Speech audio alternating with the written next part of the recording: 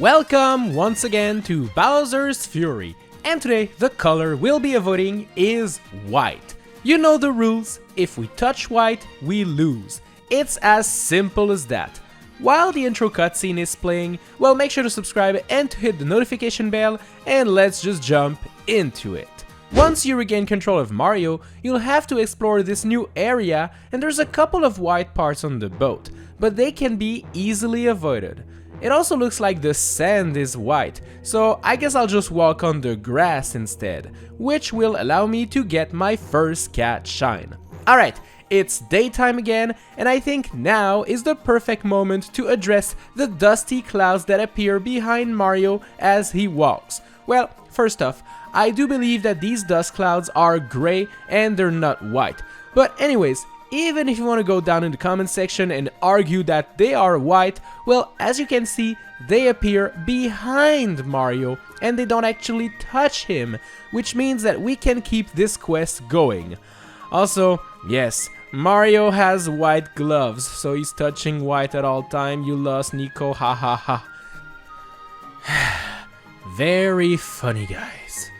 Just grow up. Now we have to jump down, and as you can see, the beach is filled with white sand. I guess we're just going to jump in the water instead. We're going to have to avoid Bowser Jr. now by going on the sides and... oh, wait. Okay, I know Mario's walking on white sand right now, but it's a cutscene. It's a cutscene. I'm not in control of Mario. I did not touch white. It's not me. It doesn't count. But what does count is where I will jump after I regain control of Mario. So you know what? I tried jumping in the black goop to avoid the sand, and while I did avoid it, I also died, which isn't really helpful. But after a couple of tries, I realized that going that way was pretty useless. Just look over there! Trees! Sure, looks like the bottom part of the tree is actually white, but as soon as we grab the top part of the tree, well, there's just no way to tell if the tree is actually fully white under the leaves. I even tried to bring the camera inside of the tree to check out the color under the leaves, but besides seeing Mario's PP in full HD, I couldn't actually find a tree trunk. So if we don't see it, it's not white. We are all good. Let's jump in the goop and keep moving, and I made it to the other side, alive! Yes, let's start playing the game now. Scamper Shores is typically the first level we visit in those quests, but this island is actually surrounded by evil white sand, meaning we cannot actually go there right now. Alright, let's visit the Pounce Bounce Isle instead. Thankfully, this level is mostly blue, allowing us to climb to the top easily and get a cat shine. Grabbing all of the cat shards is also possible thanks to the help of our friend Junior. The third cat shine is located on top of those platforms after you ground pound that switch, but watch out, make sure to ground pound the sides of the switch, because the icon on top of the switch is clearly white. You don't want to touch it. Reaching other levels will prove to be quite difficult without a power-up that allows us to fly for a little bit. In order to grab the power-ups we need, we'll have to either tap an amiibo or collect 100 coins. Hey, I managed to get a cat suit, which will allow me to climb on the sides of Scamper Shore and dodge the beach part. Nice! Reaching the top was actually not very difficult, and I finally got my 5th cat shine. And I can even reach the big bell by doing a cat dive from the highest point of Scamper Shores.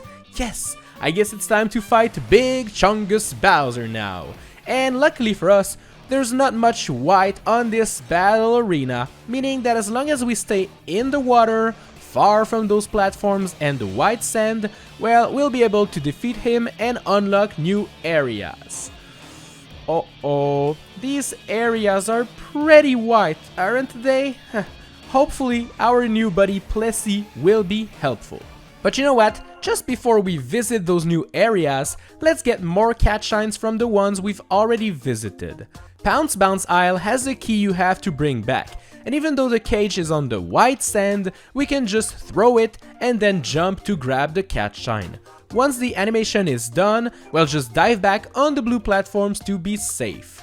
I also went back on top of Pounce Bounce and dived down to grab another cat shine over there. I made sure that I wasn't touching Plessie's white face when jumping on top of her, and we're good to go. Using Plessie, we can now jump and ditch her to reach previously unreachable areas. Thank you, Plessie. We can now visit Fort Flaptrap, and getting the first cat shine was actually pretty easy. I also sent Junior to collect the final cat shard from Scamper Shores, and he did it. Good job. To get another cat shine in Fort Flaptrap, you're meant to jump on the P-switch to spawn blue coins. But no matter what I did, Mario always touches a little bit of white on that switch, so this just won't be possible. So I guess now is the time for us to sail the Great Sea and explore new areas. Let's just go through that Plessie ring first to get an easy cat shine. So Trickety Tower might look all white at first sight, but there are those blue platforms that only show up when you stand on top of them. So by using those, we can actually go to the top, and we can also grab all of the cat shards from this level while we're at it. When you go down this part to go grab your cat shine, make sure to be careful not to touch the white platform, so just land correctly and you'll be fine. So I wasn't too sure about the Claw Swipe Coliseum at first, but after checking it out, the floor is light blue and not white, meaning we can actually fight Boom Boom the Mad Lad. We can also grab the cat shards using Junior, which will give us our 14th cat shine. One more until we can fight Bowser. So let's just go grab that one using Plessie, and now it's time to fight Bow Bow. That actually was quite an easy fight yet again, but sadly we'll have to fight him again before we get new levels to explore. Let's just gather 5 more cat shines. And you know what? This bunny over there will definitely give me one. Crisp Climb Castle is the next place we'll visit, and getting to the top is a bit of a pain in the butt, as there are many white platforms all over the place. Look at the jump I had to make using the propeller block in order to just start climbing this tower. Whew, that was intense. But thankfully, it was also the hardest part of climbing this tower. So I managed to get all of the cat shards and the cat shine on top, which is kinda cool. I then got Bowser to break those blocks, and that gave me another shine, and finally I jumped on this switch to get another one. I have to admit that the landing was quite spooky, but as you can see, I am not touching white, so we're all good. The rematch against Bowser took about 30 seconds, and he was a goner.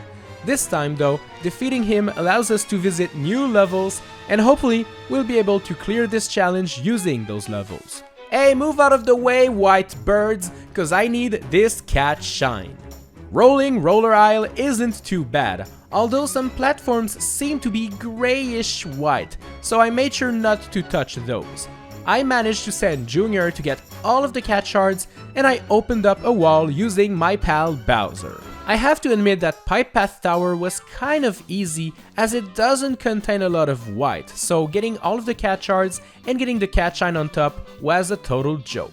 My next stop was Risky Whisker Island, and to be fair, this level doesn't really feature anything white, so getting cat shines is actually pretty easy. So I managed to get all of the cat shards, I defeated Gooey Luigi, I ate all of the fuzzies with the plant, and I even pushed that switch to get my last one. While I was there, I also used Plessie to grab another cat shine in the water in Lake Lapcat. Some of those Plessie rings also allowed me to get more cat shines, and I defeated Gooey Luigi on Scamper Shores, and then again on Crisp Climb Castle. Heck, using Plessie, I even managed to get on top of Slipskate Slope to get some cat shines. That's pretty cool. Alright, I now have 40 cat shines, which means it's Bowser time. And he's gone. It's no longer Bowser time. You missed it, cause you blinked. Why did you blink? Come on. Next up, I wanted to clear Mount Magmeow, but the problem is that in order to fight Cat King Bully, we have to stand on this battle arena that is clearly white, so I guess this fight won't be possible. But I still managed to get all of the cat shards on my way there, so at least I did not explore this area for nothing. Speaking of, I actually explored every single part of Lake Lapcat in order to gather the last few cat shines needed to get to the final boss fight. This wasn't easy, and I actually needed Fury Bowser to break a bunch of blocks, but I managed to get all 50 cat shines I needed to go fight the final boss. And guess what? It was pretty easy. Time for the final chase sequence. And luckily for us, there's not much white for us to touch while chasing Bowser, meaning I managed to defeat him and save the world pretty easily. So yes, it is possible to beat Bowser's Fury without touching the color white. This challenge was actually more complicated than I expected, but I'm happy to say that I did it nonetheless. Thanks a lot for watching this video, I hope you enjoyed it, and if you want more color challenges, well, tap the cards on screen right now. As for me, I'll see you in the next video, bye bye!